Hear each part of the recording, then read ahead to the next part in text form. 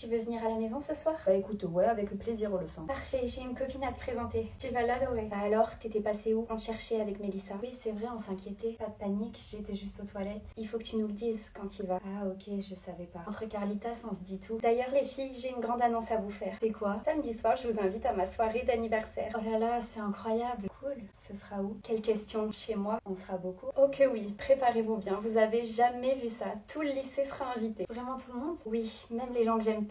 Plus on est de faux, plus on rit comme on dit. Ça va être mouvementé, j'imagine. Et comment est-ce qu'il faut qu'on s'habille? Justement, on va aller faire du shopping toutes les trois pour trouver nos tenues. Trop bien, quand ça? Demain après-midi, on n'a pas cours. On aura des heures devant nous. J'ai trop hâte. Pas toi, Clémence? Si, très hâte. Coucou, ça va? T'arrives quand? D'ici 20 minutes. Fais-toi belle, j'ai une surprise pour toi. Tu me ramènes pas ton cousin, hein? T'inquiète. Allez, bouge-toi, je t'attends. J'arrive. Bienvenue chez moi. On monte dans ma chambre? Oui, si tu veux. Surprise! Salut beauté, enchanté, moi c'est Marcus. Salut, tu es? Le cousin de Roxane, et peut-être bientôt ton petit ami. Ça m'étonnerait. J'arrive toujours à mes fins. T'avais raison, cousine, elle est sublime. Merci, c'est gentil. Roxane, je pense que je vais y aller, j'ai rien à faire ici. Mais non, reste, je te promets qu'on va passer une bonne soirée. On met un film si vous voulez. Allez Clémence, fais-moi plaisir. Si tu veux, c'est toi qui le choisis. Ok, si tu veux. On met le comte de Monte Cristo? Parfait, j'adore ce film. À ce qui paraît, en plus, je lui ressemble beaucoup à l'acteur. Comment il s'appelle déjà? Pierre Minet? Pierre Ninet. Ouais, voilà, c'est lui. C'est mon sosie, mais je suis encore plus beau. Roxane. Oui? C'est une mise en scène pour me faire rire ou il est vraiment comme ça ton cousin? Il est vraiment comme ça, pourquoi? Non, pour rien, il est original. Je savais qu'il te plairait. J'ai tellement hâte que vous sortiez ensemble. Le lundi matin, Flavie est arrivée en cours métamorphosée. Rousse, cheveux bouclés, ongles jaunes, look streetwear, c'était incroyable, elle me ressemblait plus du tout. Et surtout, elle avait appliqué à la lettre tout ce que Félix avait dit qu'il aimait chez une fille. C'était quand même fou qu'elle fasse tout ça juste pour lui plaire. Surtout qu'elle ne l'aurait jamais calculé si c'était pas mon petit copain. À ce moment-là, je me suis rendu compte qu'elle devait faire une vraie obsession sur moi, c'était pire que ce que je pensais. La prof a fait l'appel et elle l'a appelée. Victoria, vous savez Victoria, mon prénom, par lequel elle avait demandé entre autres de se faire appeler par les gens de l'école. Et là, elle a ignoré et n'a pas répondu présente. Alors la prof a répété Victoria Duchesne et elle a ignoré. Tout le monde s'est tourné vers elle, la prof l'a regardée et elle lui a dit pourquoi tu réponds pas quand je t'appelle? Elle lui a répondu c'est moche Victoria, moi c'est Flavie. Non mais la schizophrénie a son paroxysme. Franchement elle savait pas où elle avait mal cette fille. Il avait suffi que mon copain lui dise qu'il s'était lassé de moi pour qu'elle se lasse complètement de moi elle aussi. En soi je vais pas mentir, ça m'a arrangé hein. J'aurais jamais pensé que quelques messages puissent autant changer les choses. Ça me libérait bien d'un poids. Mais il me restait encore une chose à régler. Maintenant que Flavie avait changé de look pour plaire à Félix, elle attendait qu'une chose. Le voir. Alors elle lui a envoyé un message en lui donnant rendez-vous le soir à la sortie des cours à quelques rues du lycée. Évidemment Félix m'avait prévenu et on allait lui tendre un dernier piège ensemble pour la prendre sur le fait accompli. À la sortie je l'ai donc suivie sans qu'elle s'en rende compte jusqu'à son point de rendez-vous. Puis dans un premier temps je me suis cachée pour qu'elle ne me voie pas. Quand elle est arrivée devant Félix elle était trop fière, elle lui a dit Tadam, voici la fille de tes rêves juste devant toi. Il lui a dit ah oui quand même t'as fait fort là, je m'attendais pas à tant. Elle lui a dit oui bah je suis prête à tout pour te plaire. Contrairement à certaines. Il lui a dit tu parles de Victoria. Elle lui a dit bah oui je comprends que tu te sois lassée. Tout est ennuyeux et de mauvais goût chez elle. Son look, son style, sa coupe de cheveux. Je suis sortie de ma cachette et j'ai débarqué en lui disant bizarre, elle avait l'air de bien te plaire pourtant ma coupe quand tu l'as reproduite à l'identique il y a quelques semaines. Et je parle même pas du dernier sac à main que tu t'es acheté. Ah bah tiens, bizarre, on a le même. Salut, excuse-moi, est-ce que tu sais où se trouve la salle de musique? Il me semblait pas t'avoir demandé ton prénom.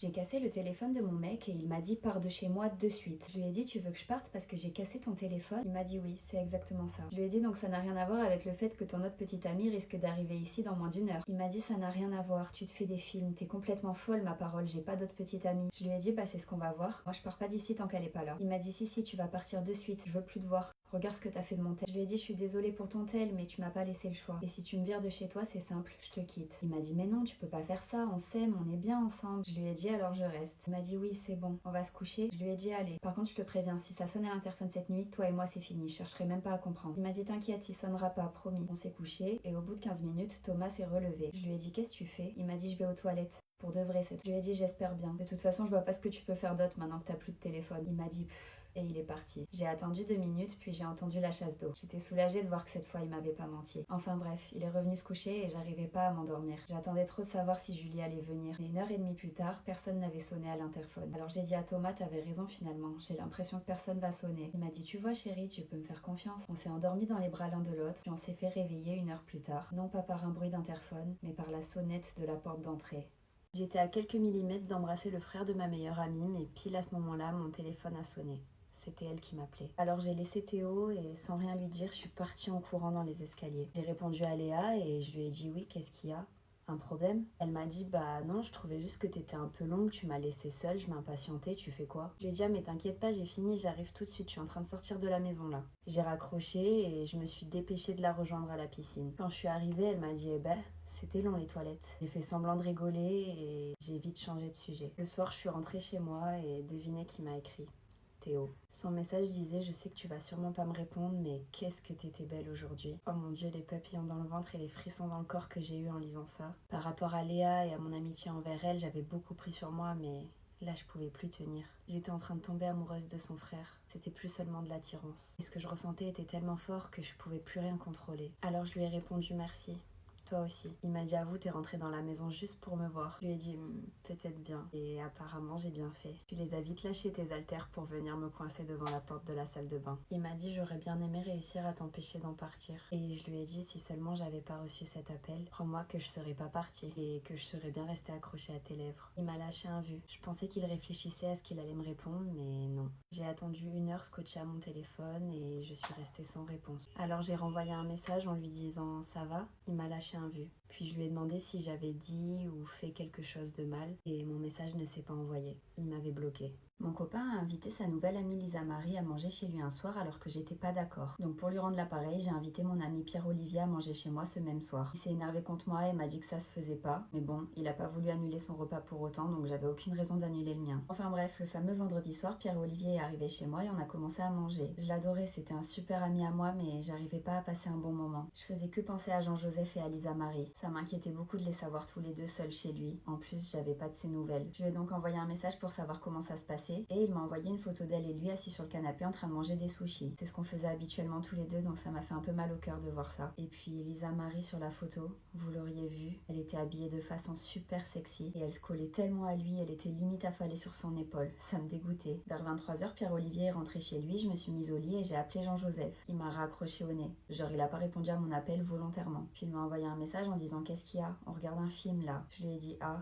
Ça finit quand? Il m'a dit je sais pas, dans 2 heures à peu près, on vient à peine de le mettre. Je lui ai dit ah d'accord, tu m'appelles quand elle est partie? Il m'a dit oui t'inquiète. J'étais super mal, j'imaginais tous les scénarios possibles et ça me rendait malade. J'ai essayé de passer le temps en regardant une série, j'ai enchaîné les épisodes mais 3 heures plus tard, toujours pas de nouvelles de sa part. C'en était trop pour moi, j'ai pris mon téléphone, je l'ai appelé et il m'a pas répondu. J'ai commencé à vriller, vraiment je suis devenue folle, j'ai dû l'appeler au moins 150 fois. Mais pas de réponse. De là, mon téléphone a sonné. C'était un numéro que je ne connaissais pas. Un numéro inconnu qui m'appelle à 3h du matin. Bizarre. J'ai répondu et j'ai dit allô? C'est qui? Mon mec me dit c'est pas grave que tu m'aies trompé. En vrai, moi aussi je l'ai fait, alors on est quitte. Pardon. Je lui dis comment ça tu m'as trompé? Il me dit ça va, c'est juste arrivé 2 ou 3 fois, on va pas en faire une affaire d'état. Je lui dis 2 ou 3 fois, tu te fous de moi? Il me dit ça va, on s'en fout, c'est pas important. La seule chose qui compte c'est qu'on s'aime et qu'on regrette ce qu'on a fait. Je lui dis toi tu peux regretter, mais moi par contre j'ai rien fait. Donc non, on n'est pas quitte, pas du tout. Finalement j'aurais peut-être pas dû me gêner. Il me dit tu t'es pas gêné sur la vidéo que j'ai reçue. Je lui dis c'est pas moi sur cette vidéo, je vais te le répéter combien de fois? Il me dit et c'est qui alors? Explique-moi. Carla me prend le téléphone des mains et elle lui dit c'est de l'IA. Donc oui, c'est elle sur la vidéo, mais c'est faux, ça s'est jamais passé. Mon mec explose de rire à l'autre bout du fil et il lui dit de l'IA. Bien sûr. T'as pas trouvé plus crédible comme explication? Je suis désolée de te le dire Carla, mais tu l'enfonces ta copine là. Elle lui dit tu vas moins rire quand je vais t'envoyer des captures d'écran du prompt que j'ai envoyé à l'IA pour créer cette vidéo. Parce que oui, c'est moi qui l'ai créé et c'est moi qui te l'ai envoyé avec un faux compte. Tu t'es fait doublement avoir. Enfin, triplement. Mais ça, c'était pas prévu. Je pensais pas que tu lui avouerais tes tromperies. Finalement, mon plan a encore mieux marché que prévu. Et elle raccroche. À ce moment-là, je suis sous le choc. Je comprends rien à ce qui vient de se passer, à ce que je viens d'apprendre, à ce qu'elle vient d'expliquer. Elle me dit oui, je sais. Ça fait beaucoup. Je lui dis explique-moi, je comprends pas tout là. Elle me dit ton mec, c'est pas celui que tu crois. Ça fait 6 mois que j'essaie de te prévenir, mais je pouvais rien te dire. Je lui dis quoi? Pourquoi? Mon mec m'a laissé à terre, dans les escaliers. J'étais affalée et j'avais super mal suite à la chute que je venais de faire. Honnêtement, ça n'allait plus du tout, que ce soit physiquement ou mentalement. J'étais blessée et je venais littéralement de passer la pire soirée de ma vie. Et à 15 ans, il faut le dire, c'est très difficile d'encaisser tout ça, en si peu de temps. Environ 10 minutes plus tard, un de ses potes est monté pour aller aux toilettes et quand il m'a vu, il a tout de suite été hyper gentil avec moi. Alors je me suis confiée à lui et je lui ai raconté tout ce qui s'était passé. Ça m'a fait du bien et je sais pas, il m'inspirait confiance. Et je crois que j'ai bien fait. Il est descendu avec moi. Mon mec était en train d'installer sa play. Son pote est arrivé, il l'a débranché et il lui a dit « Mec, t'abuses ». On va dire que ce pote, il était assez imposant. Donc je pense que mon mec avait un petit peu peur de lui. Et d'ailleurs, pour la première fois, il ne l'a pas trop ramené. Son pote lui a dit « Bon, va t'excuser au moins, c'est la moindre des choses ». Mon mec est alors venu devant moi. Il avait les larmes aux yeux. Il m'a pris la main et il m'a dit « Je suis désolée, vraiment ». Je sais pas ce qui m'a pris. J'ai lâché sa main et je lui ai dit ok, c'est comme ça de toute façon, on peut plus rien y faire. Il m'a dit t'inquiète pas, je vais me rattraper, je vais arranger les choses. Je lui ai dit non c'est bon, c'est pas la peine, t'inquiète. On peut pas changer le passé malheureusement, donc tu vas rien arranger du tout. C'est trop tard. Pendant ce temps, je voyais son pote derrière en train de ranger la play et de tout remettre dans la boîte. Il était génial. Il est venu me la porter, je l'ai remercié. Et mon mec, enfin mon ex, m'a dit je peux même pas garder la play. Je lui ai dit bah on n'est plus ensemble, je vois pas pourquoi tu la garderais. Il m'a dit mais c'est mon cadeau de mes 18 ans. Et on était encore ensemble quand je les ai eus. J'ai regardé ma meilleure amie et je lui ai dit t'étais plus avec elle qu'avec moi à vrai dire. Débile qu'il est, la seule chose qu'il a trouvé à répondre c'est de toute façon j'en veux pas de ta play. J'ai pas besoin de toi pour m'en acheter une. Je lui ai dit ah bah écoute tant mieux pour toi parce que c'est pas du tout l'impression que tu donnes depuis tout à l'heure. Tous les invités à ce moment-là ont entendu ce qui s'était passé et se sont mis à rire, moi y compris. Alors il a pris ses affaires et il est parti, sans dire au revoir. Puis ma meilleure amie s'est avancée vers moi et m'a dit désolée et elle l'a suivi. Quand j'avais 16 ans, je sortais avec un garçon qui en avait 19 et puisqu'il avait le permis, il venait souvent me chercher le soir au lycée. Un soir, je finissais les cours à 17h30 et j'avais danse à 18h. Donc je lui avais demandé de venir me chercher et de me déposer à la danse. Mais il est venu me chercher et on n'est jamais arrivé à la danse. C'était très embouteillé, il y avait du monde sur la route et j'avais peur d'arriver en retard. Donc je lui ai un peu mis la pression. Ma prof de danse était assez sévère et si on arrivait avec plus de 5 minutes de retard, elle nous refusait du cours. Sauf que je pouvais pas le rater ce cours. Le gala avait lieu dans quelques jours et enfin c'était les derniers préparatifs quoi. C'était super important. Enfin bon, en vrai, c'était pas une raison pour faire ce qu'il a fait. Il a fait n'importe quoi sur la route. Doubler tout le monde, passer dans les voies de bus, griller des feux. On est donc arrivé face à l'école de danse à l'heure. Il était super fier de lui, je me rappelle. Et surtout, il était content pour moi que je rate pas le cours. Il savait à quel point ça me tenait à cœur. Alors il me regarde et il me dit « T'as vu comment je suis le boss ?» tout en continuant d'avancer vers l'école de danse. Sauf qu'il a pas fait attention et il a grillé une dernière priorité. Une voiture passait à ce moment-là et elle nous a foncé dedans. À toute vitesse. On se l'est prise en pleine face et là, trou noir. Je me réveille 3 jours plus tard, toute seule, dans une chambre d'hôpital. Je me souvenais plus de rien, je savais plus où j'étais, je comprenais pas, j'avais mal partout. Mes parents sont venus me rendre visite quelques heures plus tard et ils m'ont raconté ce qui s'était passé. On avait eu un énorme accident avec Mathis et les conséquences étaient assez lourdes. Jambes cassées, côte cassée, clavicule cassée. Traumatisme crânien. Mais apparemment, selon le médecin, je m'en étais bien sortie. Au vu de l'accident que ça avait été, ça aurait pu être beaucoup plus grave. Je leur dis, et Mathis, il est où? Il va bien? Lui aussi, il s'en est bien sorti. Alors comme ça, vous avez triché pendant le brevet? Ah non, madame, moi j'ai rien fait, c'est elle. Ah non, non, non, non, non, non, non, moi j'ai rien fait. Je vous explique, je vais pas perdre mon temps. Donc soit vous me dites ce qui s'est passé, soit c'est simple, je vous punis toutes les deux. Je lui ai prêté mes fiches de révision à la pause et pendant l'épreuve, elle les a sorties sur sa table. C'est faux. Alors qu'est-ce qui s'est passé selon vous, Zoé? Elle m'a prêté ses fiches de révision à la pause. Ok, donc sur ça vous êtes d'accord. Et ensuite? Maman? 2 secondes chérie, je termine de régler une histoire. Ok, j'attends là. Du coup Zoé, je vous écoute. Elle vous a prêté ses fiches de révision et après, je les ai sorties sur ma table. pendant l'épreuve? Pendant l'épreuve. Donc Colline n'a rien fait. Non, elle n'y est vraiment pour rien. Merci. Colline, vous pouvez y aller, c'est bon. Merci madame. Au revoir. Moi aussi, je peux y aller. Non, toi tu restes là. J'ai encore quelques questions à te poser.